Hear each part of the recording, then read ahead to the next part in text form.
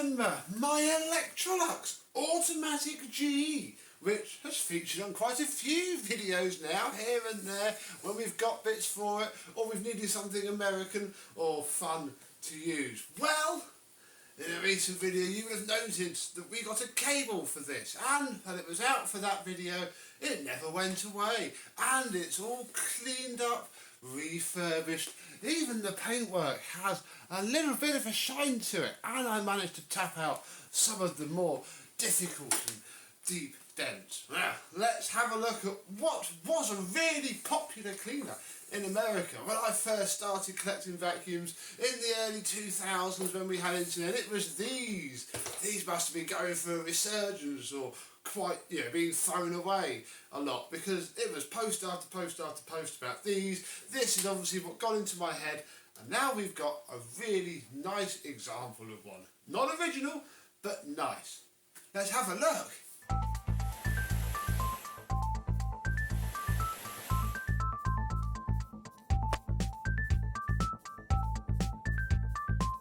Yes, hello, my vacuum cleaner and Electrolux chums. How are you today? And yes, my American viewers, you'll feel right at home today, because these were really common at one point, weren't they? Are they still really common now? Not sure that they are, but yeah, we've had this one for a while now. Thank you to Mr. Ibasiak for importing it to me and charging me just the refurbishment of some vacuum cleaners in exchange for it. They're the sort of deals that you want to do, because you end up with stuff that you otherwise wouldn't. These were never sold in the UK. It has a word which I'm not going to say. We'll just call it, less or more when we go and talk to that. But yeah, our Model G has come up really, really well. The aluminium, I presume it's aluminum, is really quite soft. I didn't have a lot of metal polish left. I used it all on the Kirby Heritage when I did that, but I had just enough to give everything, a go over once with the quadruple zero wire wool and the auto solid aluminum polish, and it came up really well. Everything here works. I got the chrome pen out and just gave this a coat because it was peeling off and not being very nice. Bar that, it is completely as it was. Inside we have a bag fitted, very nice indeed, and everything's just really clean and tidy. All of the things in there were gummed up with dust, and there is a part, the part that pushes this down and releases the front as the rod pushes out, is the same part as on the Z330 and Z345 that we had in the UK. So that's cool, isn't it? The cord also slightly comes out the same way, and I didn't take any of this apart. This whole bit comes off as an assembly, and that's how it stayed. I didn't touch any of this, and what I have noticed, there we go, is that the pull mechanism is a bit iffy. So I don't know really, comment down below, are these easy to take the cord reel apart on them? I don't want to risk it. And equally, I don't want to ruin it, because I haven't actually cleaned this yet. Look, it's got its original Electrolux plug on it. I do need to clean the cable. I haven't yet. I've been too busy using it since it's been done. It's pretty cool. Then the other thing is this very fancy exhaust port at the back. So yeah, this is a very simple and boring machine if you think too hard about it, but one that's quite rare. So if you plug it in, turn it on, and it sounds so smooth and lovely.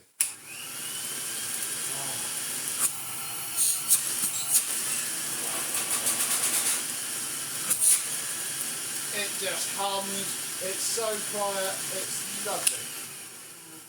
The motor hasn't even been apart because I couldn't get it apart. There were some C screws that you have to take off to get it all apart, and I just said, no, we're not going to touch that, we're going to leave it well alone, because it sounds just perfect as it is, done nothing to it, it needs nothing more. So yeah, the machine is done. What else have we got that's original to the machine? Well, we have this very nice flip over floor head, and my goodness, the gunk was so thick in all of this I had to scrape it out with a screwdriver. In fact, we can take this bit out, and yeah, they didn't swivel or pivot. You had to take the thing. I mean, there's a little bit in there still. I just couldn't be bothered to let it soak and clean out. Oh, look, you can see I've been using it. Look, oh no, I have to clean that off in a minute. I've been using it all morning. It's absolutely brilliant.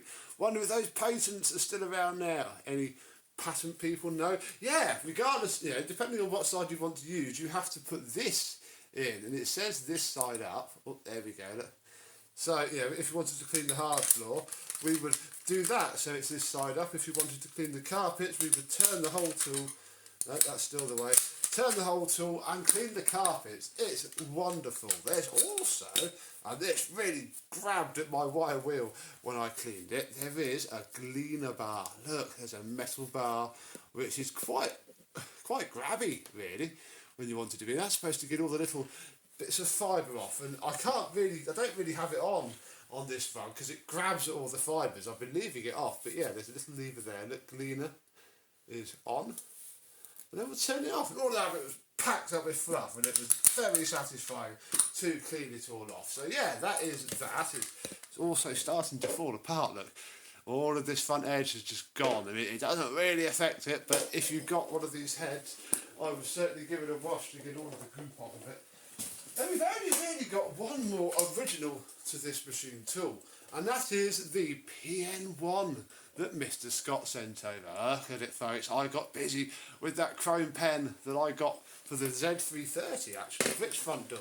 And yeah, this is the original power nozzle for this machine. It's incredibly agricultural. There's just two big brass bushings that are clamped in, and the whole thing rotates off of that, but it is very good indeed in terms of its performance. So yeah, this is the only automatic G stuff that I've got for this machine. The rest of the stuff, what we are about to look at, is from other stuff.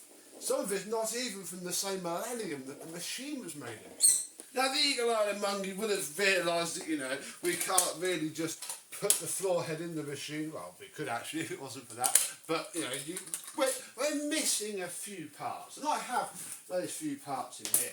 We'll start off with the hose. Because I'm very pleased with this. Look, I found in my stash a Dyson DCO2 Clear, it may have been on the Recyclone as well, hose, which I chopped the ends off, put this end into the nice screwy adapter. I wish I could find some more of these, because I'd get a second one and have a really long straight suction hose, because this would have had a Black Henry hose in it. Indeed, it does still have the Black Henry cuff, because, you know, you can see what I've been using it, look at all the dust, because the cuff fits on this thing here quite nicely. So that works well, and again, you can just go click, and that's beautiful. Beautiful, beautiful. So yeah, I mean, I'd like a second one of these. I get a really long, you know, probably the Black Henry hose that I would have used, but this is brilliant. I've even got the cable sort of nicely on there. It probably wants to be a bit shorter actually. I need to redo it and wind it on so this comes down to about there, but I'll explain why shortly. For now, we're going to plug that into there.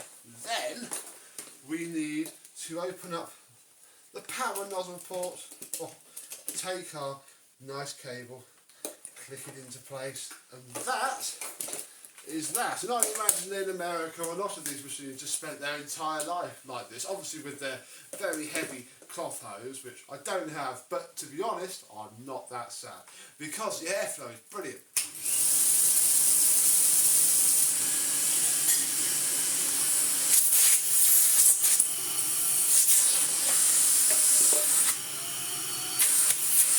It's just ferocious. All that you can see inside the hose there.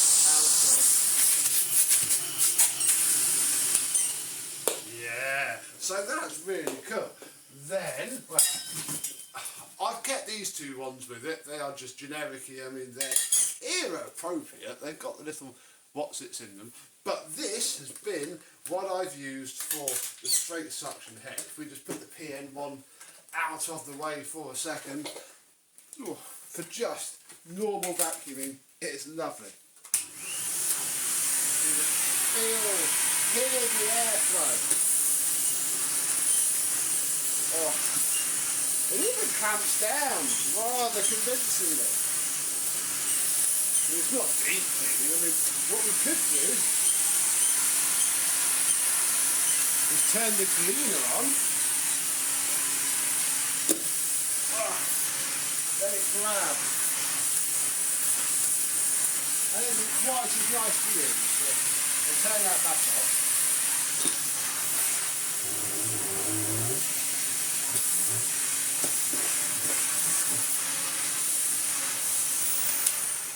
It's just phenomenally good. It just pulls all the dirt in very nicely. The other thing that's not very nice is how well the machine moves around. I always thought this was quite a stiff, horrible old thing to put around, really. But what I didn't realise was I think it was this axle was bent and the wheel was jamming up against the paint. There's a little bit of paint loss under there somewhere.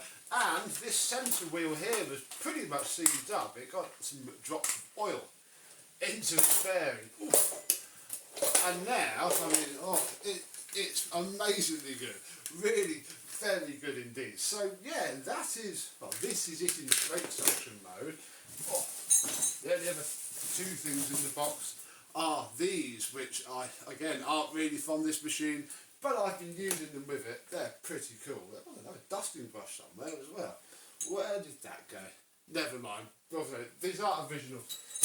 Anyway, right, now we need to look at the power head. Now to fit the power head, we need to lose the straight suction wand, and pick up the electric wand. And this wire dangling off the end is the same one that Mr. Scott lovingly sent to us, all wrapped up in the safety of a Dyson DC-17 chassis. The only problem is that this is quite loose in there. They're obviously not meant for each other, and it's good enough, but mainly looking at in the future. Now, this then becomes incredibly long, and this is what I meant earlier about trying to get this further back down the hose. Because what we do now is we open up the end of this cable. This is the cable that I was missing from the very beginning, which has a nice plug to plug in and out, and all this slack here, which, yeah, if we could just lose like a foot of it, so it was, I don't know, like down there, and we'll put a strap on it, that'll be much better. And I think I'll do that another day. This is good enough for now. But yeah, that is our electronic hose all wired up. Then we can take our PN1, push it on, its plug plugs in to here. And now,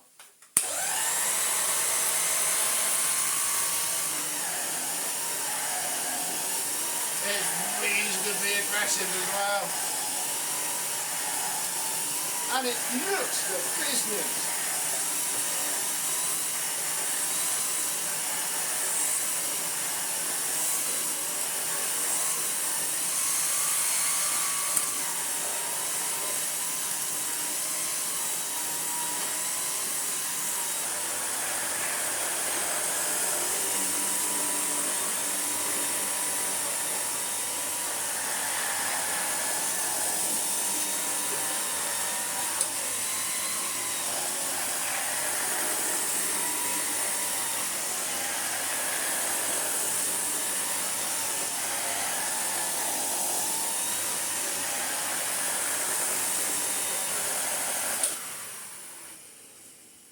And how cool is that? This thing absolutely rocks. Having this, you know, conveniently colour matched hose is brilliant because it's not cloth, it's not leaking, it's fab. What's also now fab is how this works. Now, all of the stuff inside of it was full of dust and fluff, although it did work before. Now this is now on it's on its full sensitive position, and in theory now we turn it on and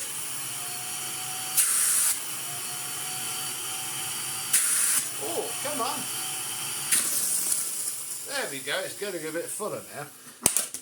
It opens fine. Are you actually on?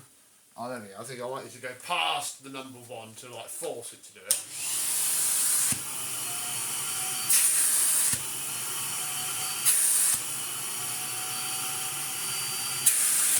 Oh, it's doing well.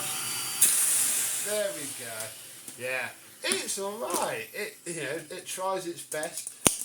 The main valve was just completely plugged up, and yeah, now it won't. It'll turn on, but the big old spring in here will stop it from doing anything. However, whilst it's on, what I can hear, however, it will turn on enough, and what I've just heard is that the bag card works well.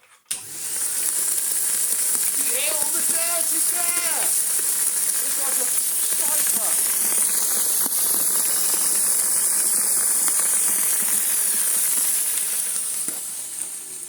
That's very cool. I wonder if the light will work.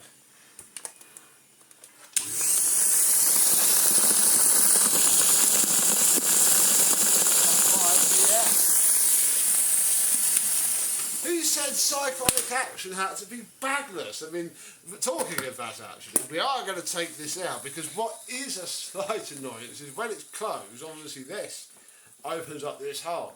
And I mean, this is fairly full now. In fact, if we try and tear the top off a bit, wow!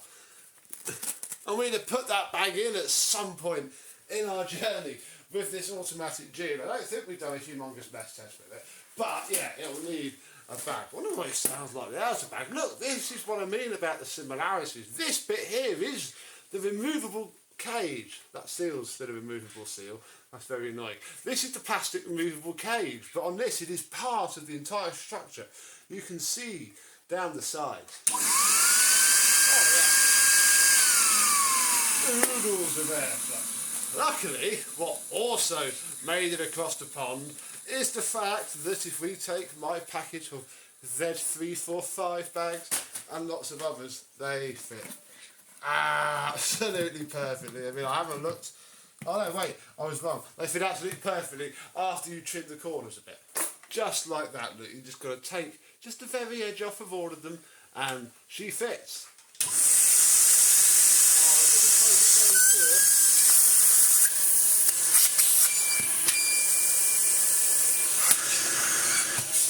Oh yes.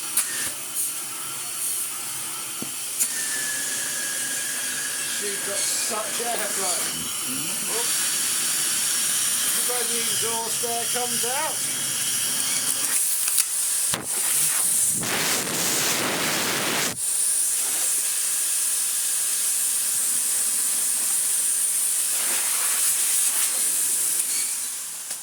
Again, coupled with the paint sprayer, you know, this is a complete home cleaning solution. We don't have the paint sprayer though. And with that, we have another project done. A project that's been kicking around for far too long and has come out better than I expected. I've even got a soft copy of the instruction manual too, although it has the beige PN1 on it, so it's probably not from this generation. But yeah, I know exactly what everything should do now with my Electrolux. And yeah, I've been cleaning downstairs all morning. I might carry on cleaning upstairs. And who knows, hopefully one day we shall see this once more, because it's definitely one that's going to stick around for a while yet. It is lovely. And we got this box for it. It's not the original, but it does. We're going to keep that random cable that we tried to do it with before. That's it. Didn't work. And I guess I can now throw this away, which was on the bag that was in it when we first got it. It's a genuine multi-filter style C to fit an Electrolux tank. Well, we don't need you anymore since we can just trim off some other bags. So, there we go really. If you played with one of these before, or you have one in your collection, do let me know. And what do you think of it? Have you refurbished yours? Did it turn out alright? And until the next time, I and some other ecstatic Electrolux will see you soon. Bye bye.